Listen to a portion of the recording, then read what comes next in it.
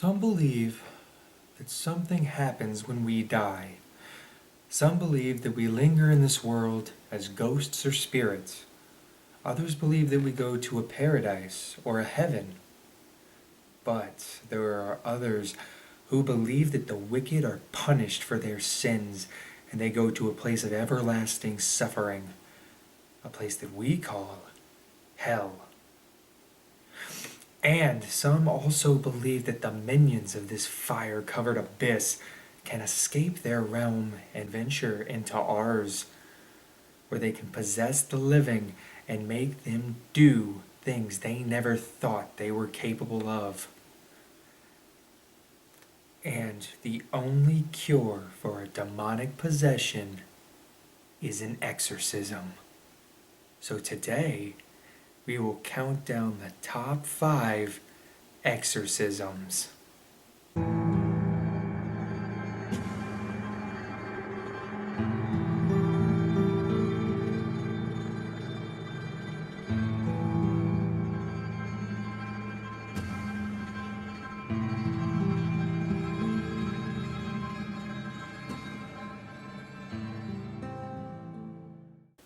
Before we get into the cases, let's briefly look at what constitutes someone as being possessed and go through the actions of what would happen if one were to go under an exorcism. According to Father Gary Thomas, an acclaimed exorcist, and who was the inspiration of the movie The Rite, starring Colin O'Donoghue and Anthony Hopkins, classic signs of possession include traits like the eyes rolling back in a person's head, speaking in multiple languages they did not know prior, aggression, hatred of religious artifacts and locations, and the knowledge and facts about others around them they did not previously know. Once a person is labeled possessed, if the priest believes that they need to undergo an exorcism, they must first approach and clear it with the Vatican. Once the bishop gives the go-ahead, the exorcism begins. The priest will press holy objects like crucifixes and sprinkle them with holy water on the possessed victim. They will also use prayers as well. What they are trying to do is find out the name of the demonic force that is possessing the individual, because once they find out the name, they can find out why and what the being wants. And when they find this out, it makes it that much easier for them to expel the demon from the individual's body. Sometimes these exorcisms can last up to a few hours a day, and the sessions could last anywhere from weeks, months, and sometimes up to and beyond a year, as we will see in the following cases.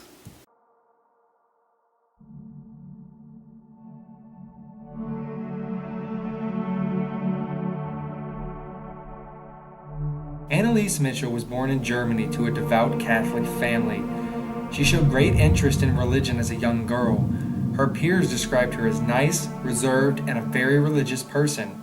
She attended Mass and service regularly.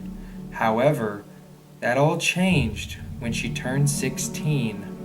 When she turned 16, she was diagnosed with epilepsy and depression. She was hospitalized and medicated for it. While there, she started experiencing some odd phenomenon. She started claiming that she could hear voices that would tell her that she was damned and that she was going to rot in hell. She also claimed that she could see the faces of demons on her walls and in her dreams. It was not long after that she was released that these symptoms started to become worse, even though she had medication for it. She started drinking her own urine, eating insects, becoming extremely aggressive to others, and developing a hatred and repulsion for religious objects. Parents became so concerned that they did the only thing they thought would be right at the time. They believed that their daughter was possessed by demons. And with the help of Father Ernest Alt and the okay from a bishop, the sessions began in September of 1975. They lasted for the next 10 months with 4-hour sessions happening once or twice a week. At the end of the ordeal, she stopped eating and drinking, saying that she was too weak. She died the following year on July 1st, 1976, from malnutrition and dehydration. The priest and her parents were both charged with negligent homicide.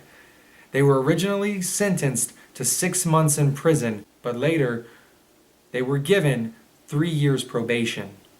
Some believe that this is one of the worst mistakes of undiagnosed mental illness in history, while others believe that poor Annalise Mitchell was truly possessed by demons from hell.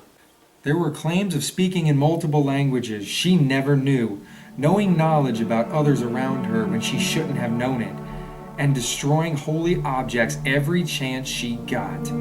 The priest said that some of the demons and evil spirits that inhabited this poor girl were Lucifer, Satan, Hitler, Nero, Cain, Judas, and the fallen priest Fleischmann.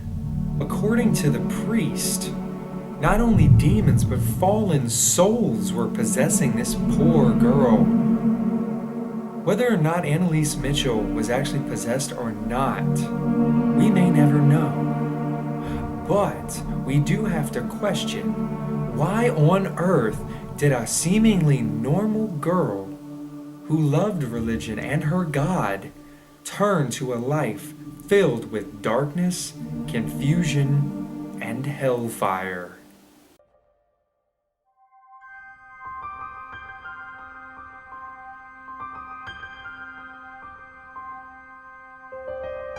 Sometimes possessions can't solely be blamed on the demon itself.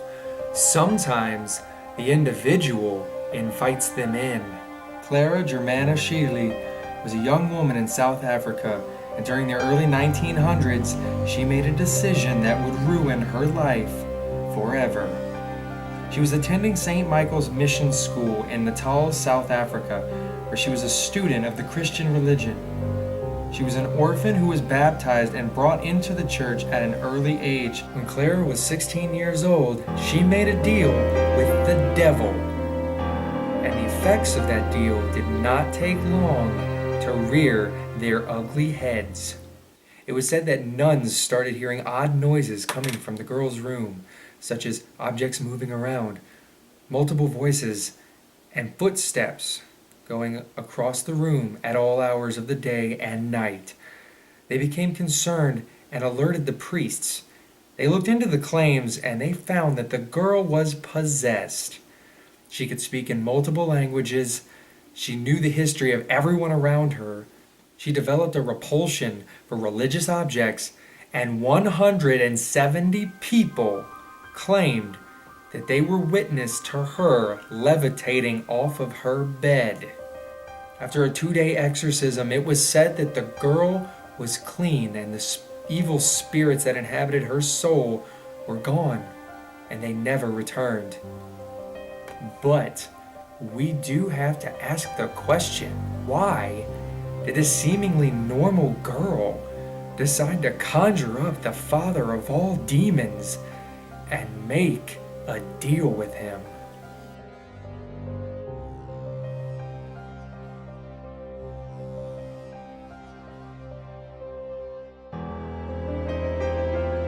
When we typically think of exorcisms, we think of the cases that I mentioned previously. A priest comes in and uses items such as holy water, crucifixes, and prayers on an individual that is tied or restrained to a bed.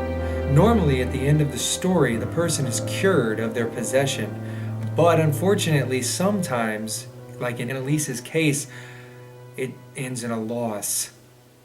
But what about the ones that don't work?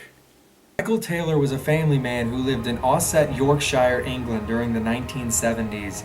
He, his wife, their 5 children, and their dog all lived in the area and were a happy and normal family until he and his wife joined a church by the name of the Christian Fellowship, pastored by a woman named Mary Robinson. The church was recommended to them by a neighbor. Now the family were not overly religious prior to going to this church. They would attend a few services here and there, but they did not claim the title of a religious family.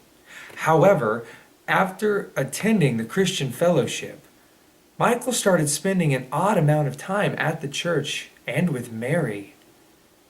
It was said that his wife Christine became curious of his relationship with the pastor and started to question if he was being faithful.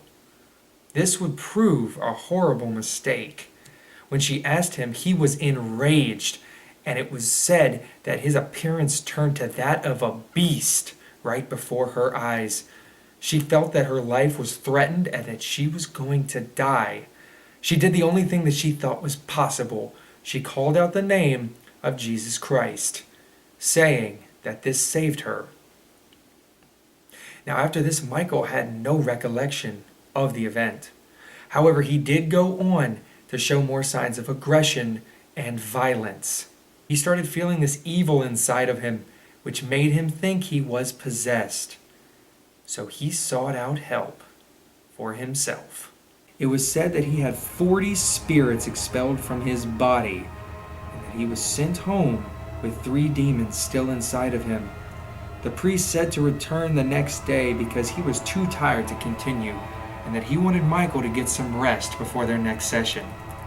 Michael listened, and he went home with those 3 demons inside of him, one of them being the demon of murder. Michael then went home with these demons, and later on that day, he strangled and mutilated his wife and their dog. He was found later by police running down the street naked, covered in blood, screaming, "This is the blood of Satan." He was apprehended and arrested for the murder of his wife. He was found not guilty on reason of insanity, but still had to serve 2 years in a mental institution. After he was released, he seemed normal, claiming that God would make good of the terrible things that had happened prior. Years later, he was again prosecuted for a sexual assault on a minor. What made this normal, happy family man turn to a life filled with violence? Could it be that he had these desires inside of his soul all along, and this was the time they made themselves known? Or did he have a little extra push from a demonic being?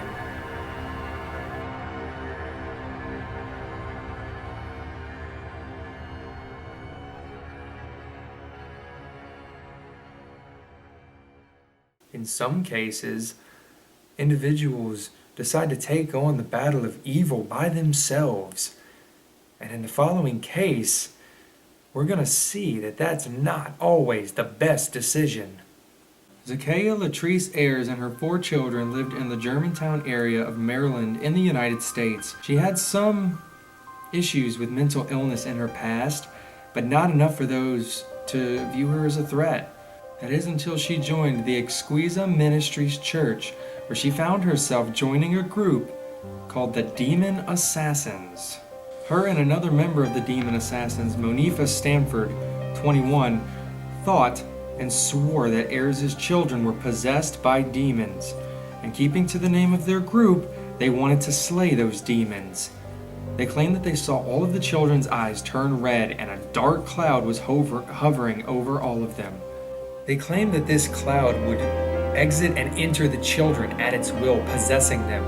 They claimed that they saw demons dancing around, and they jumped into Ayers' little 1-year-old son, Norel. Once inside the child, the 2 women stabbed him to death, killing him. The demons then jumped out of him and went into her 2-year-old, Xenia. Once inside her, they did the same, stabbing her multiple times, killing her.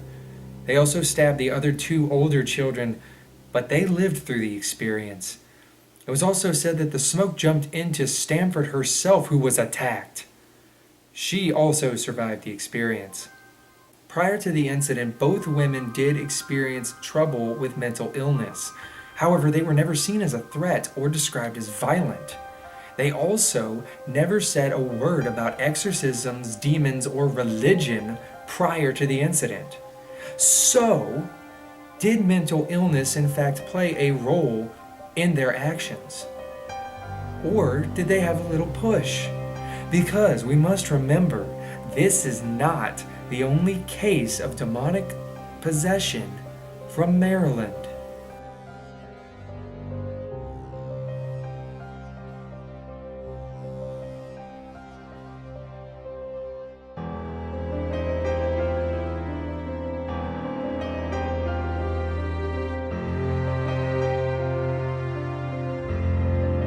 This is quite possibly the most infamous case of demonic possession and exorcism to date.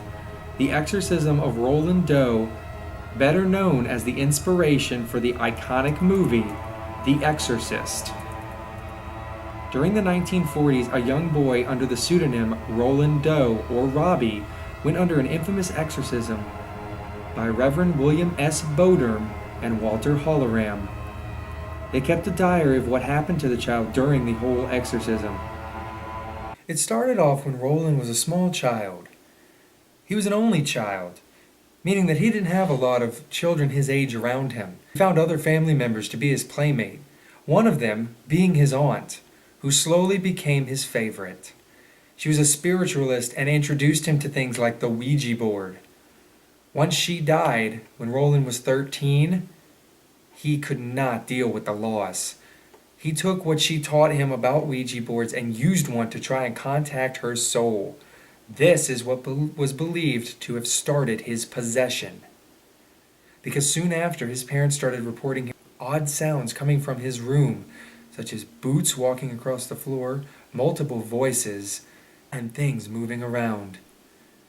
They slowly started to believe that their son was possessed by the noises coming from his room and his unexplainable development of rage and aggression towards others.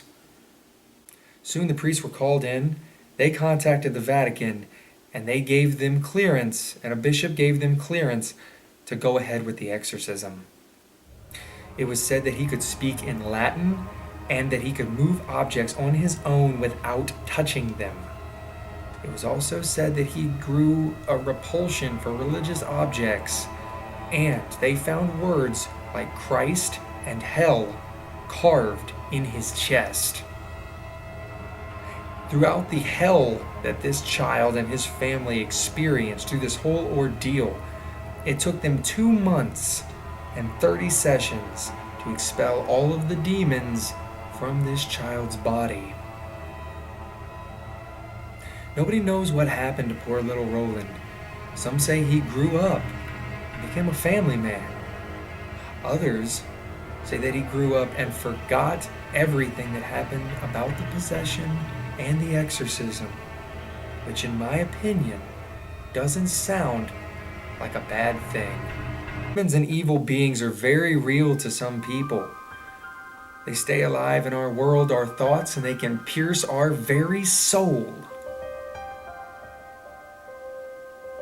And some believe that they can actually possess the body, making us do unthinkable acts that we never thought we could bring ourselves to do.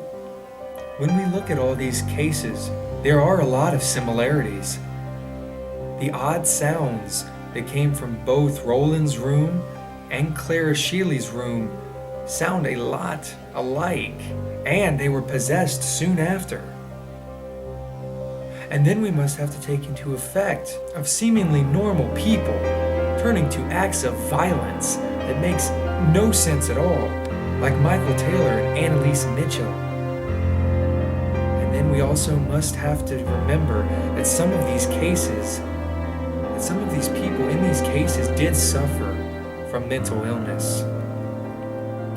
Whether or not you do or you don't believe in demons or evil beings and the possibility of them possessing the human soul does not matter. What does matter is that darkness does exist in our world, whether or not it is in ourselves or other beings, such as demons. Hey everybody, thanks for watching the show today. I hope you like the setup I have. If it looks familiar to you, that's because it was used in my last episode of Deals Being Made with the Devil, which is why I thought about doing a top 5 on exorcisms. I thought it was just perfect timing. If you guys haven't seen that video, please go down there and check it out. It is a new type of video bringing in a new type of style here on Stories of Lore, so I hope you guys enjoy it. The link for that will be in the comments below. Also, if you liked what you saw today, please don't forget to hit that like button and that share button and comment on it, because that helps me out so much. It helps bring so many views to the channel and things like that. It helps get our work out, because a lot of work goes into these videos from both me and my cast, my crew, my whole team. Just a bunch of awesome people. Also, if you liked what you saw and you want to check out more videos and you like the whole channel, do not hesitate to hit that big red subscribe button, because that helps us out just as much. So, I hope you guys enjoyed what you saw today. And remember, evil may not always be what we think it is. My name is Justin Sisk, and I'll see you guys next time.